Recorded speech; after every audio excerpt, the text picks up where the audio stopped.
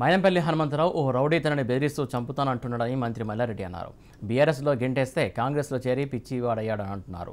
24 గంటల కరెంటు ఇచ్చే కేసీఆర్ రైతులను ఆదుకున్నారని చెప్పారు. వచ్చే ఎన్నికల్లో కేసీఆర్ హ్యాట్రిక్ విజయం సాధిస్తారని మంత్రి మల్లారెడ్డి పేర్కొన్నారు. రాహుల్ గాంధీ పుట్టినప్పుడు అన్ని స్కామ్ తన ఏజ్ ఎంతనే 56 ఏళ్ళు అన్నేళ్ళు వాళ్ళే పరిపాలించింది కదా. ఆయన పుట్టినప్పటి వాళ్ళే పరిపాలించింది కాంగ్రెస్. 56 ఏళ్ళు అవకాశం ఇచ్చిన వాళ్ళు రాష్ట్రాలు దేశాలు వాళ్ళే ఏం చేసిరు, ఎవరు చేసిరు వాళ్ళే.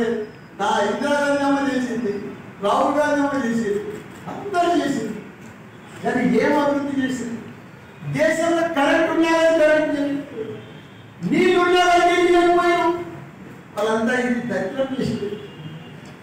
క్రిస్టియన్లకు, మైనార్టీ ముస్లింలకు, ఎస్సీలకు వాళ్ళ ఓటు బ్యాంక్ వాడుకున్నారు. మంచిగా పిఎం అయ్యారు, సీఎం అయ్యారు, ఎమ్మెల్యేలు అయ్యారు, మంత్రులు అయ్యారు.